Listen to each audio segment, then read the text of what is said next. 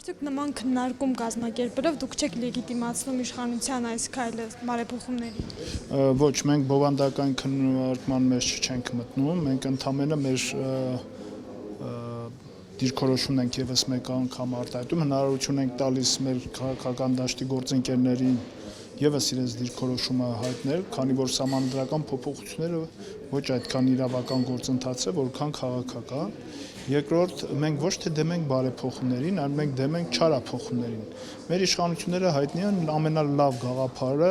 վարկաբեկելու իրենց վարպետությամբ եւ իրենց, այսպես ասեմ, եվրոպեական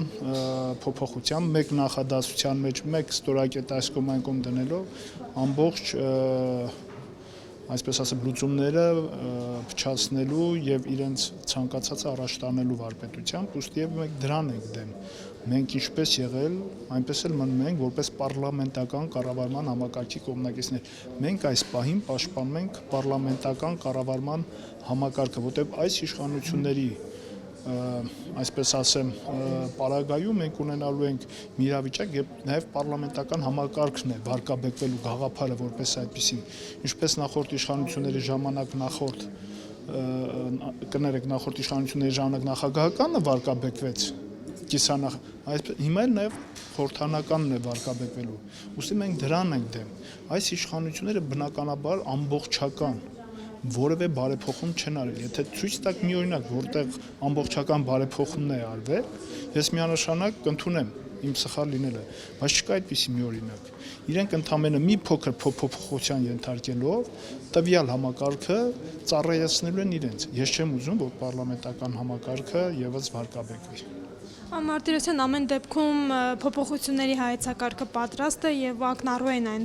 հիմնական առանցքային փոփոխությունները, որոնք լինելու են, կառավարման ձևի փոփոխություն եւ այլն։ Ուզում եմ իմանալ, եթե համանդրական բարեփոխումների հայեցակարգ այս նախագիծը այս տեսքով դրվի հանրաքվեի, որոնք են ժառանգության գործողությունները։ Երբ ամբողջական կլինի, այդ ժամանակ մեր մոտեցումը նաեւ կհայտնենք, բայց մենք բովանդական քննարկման մեջ չենք մտնում, որտեղ համենայն դեպս ես միանշանակ համոզված եմ, որ ինչ որ ամբողջական դրական բան չեն բերելու, սողանցքները միանշանակ լինելու են եւ որքան էլ աշխատանքային խումբը նորմալ սահմանադրություն, նորմալ նախագիծ ներկայացնի, ընթացքում դա այնպես է ձևափոխվելու, որ միանշանակ ամբողջապես հարմարացվելու է իշխանությանը եւ հատկապես Սերժ Սարգսյանին։ Սա է ամբողջ խնդիրը։ Եթե լիներ իսկապես այնպիսի գործընթաց, որտեղ մենք կտեսնենք իշխանությունների պատրաստակամությունը բարեփոխում անելու, բնականաբար մենք միշտ կողմ ենք եղել, բայց մենք հակընդդեմ առաջարկներ արել ենք, այնպիսի առաջարկներ, որը հենց այդպիսի փոփոխությունները կյանքի կոչելուն ուղղված են եւ իրենք մերժել են, ինչը նշանակում է, որ ընթացակարգը իրենք նորից նախատեսում են նախկինը, այս դեպքում արդեն էական չի լինելու, թե կառավարման ինչպիսի համակարգ է, նորից դա ծառայեցվելու է իրենց վերարտադրության համար։ Մենք ոչ միայն այս խնդրի հետ կապված, տեսնում ենք Հայաստանում մենակ մեկ ճանապարհ խնդիրների լուծման համար անհրաժեշտ, դա իշխանափոխությունն է։ Իշխանափոխությունը դա անհրաժեշտ, ոչ բավարար, բայց անհրաժեշտ քայլ է։ Մենք տեսնում ենք, որ բոլոր խնդիրների լուծման համար առաջին քայլ որպես պետք է լինի արմատական իշխանափոխությունը։ Արմատական իշխանափոխությունից հետո է, որ նոր քաղաքական ուժերը արդեն իրենց մոտեցումները կցուցաբերեն նաև սահմանադրական փոփոխությունների վերաբերյալ։ Տեսեք, այս իշխանությունները մինչև մի քանի ամիս առաջ իրենք դեմ էին սահմանադրական փոփոխություններին, պարլամենտական կառավարման համակարգին, բայց քանի որ տեսան, որ դա հնարավորություն է, իրավահաջորդ չեղավ Սերժ Սարգսյանի կարծեք թե չեն կողմնորոշվում եւ ուժեղ մարդկանցից էլ վախում են, որովհետեւ արդեն այդ այսպես ասեմ շրջանակը փակվում է եւ նոր շրջանակ կարող է բացել, որը նախկին պայմանավորվածությունները կարող է չպահել, խնդիր է առաջացել, որ կարծում եմ Սերժ Սարգսյանը նորից մնա իշխանության գլուխ։ Իսկ դա կարող է լինել միայն գենսեկի տարբերակով։ Ազգային ժողովի նախագահ, կուսակցության ղեկավար, որը նաեւ կեղծված ընտրություններով կարողանալու է նորից վերարտադրել իշխանությունը։ 100% համամասնական առանց ընտրացուցակները քվեարկած քաղաքացիների ցուցակները հրապարակայնացնելու նորից լինելու է այն, ինչ որ մինչև հիմա եղել է։ Ռեյտինգային քվեարկությունը հենց այս պահին նորից լինելու է այն, ինչ մինչև հիմա եղել է։ Այսինքն նորից նույն այդ հեղինակությունները եւ այլ գումարները բաժանելու են տեղերում բարձր տոկոսները ստանան, ընդհանուր ցուցակի մեջ իրենք նորից լինելու են եւ դա խնդիր է առաջացնելու։ Ուստի մենք հասկանալով թե ինչ են ցանկանում անել իշխանությունները, թե մենք այս պահին այս իշխանությունների կողմից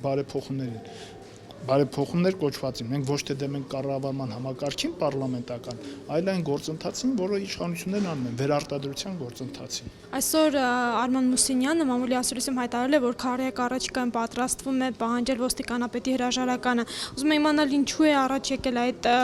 անհրաժեշտությունը եւ որն է ժառանգության մոտեցումը այս հարցում։ Ես կարծում եմ խորհրդարանական մեր ընդդիմադիր գործընկերները վաղը կքննարկեն նաև երևի թե այդ հարցը, երևի հակ այդպիսի հարց է առաջ քաշելու, կքննարկեն, պարզ կլինի, բայց պարզ է, որ ոստիկանապետի հայտարարությունները քաղաքական հայտարարություններ են, իսկ մեր օրենքը արգելում է միանշանակ, որ ուժային կառույցի ներկայացուցիչները մասնակցեն քաղաքական պրոցեսներին։ Նաև ըստ էության դուք տեղյակ եք, այդ օրը ոստիկանապետը ասել է, որ դեռևս այն ժամանակ լինելով ռազմական ոստիկանության պետ 2008 թվականի մարտի 1-ին ինքը ընդամենը կառավարության շենքի պաշտպանությունն է արել։ Այսինքն լինելով պաշտպանության համակարգի մեջ, իսկ ռազմական ոստիկանությունը պաշտպանության համակարգի մեջ է, իրենք մասնակցել են օրենքով չնախատեսված գործողությունների, որտեղ պաշտպանության նախարարության ուժերը ներքաղաքական խնդիրներին օրենքով արգելված էր այն ժամանակ օրենքով արգելված էր որևէ մասնակցություն ունենալ։ Այսինքն ոստիկանապետի հրաժարականի անհրաժեշտությունը առաջացել է միայն նրա վերջին հայտարարությունից հետո։ Երևի թե ես կարծում եմ ՀԱԿ-ի մեր գործընկերները կներկայացնեն հիմնավորումները, քանի որ ֆորմատը խորհրդարանական, այսպես ասեմ, քննարկումների շրջանակում է, երևի թե վաղը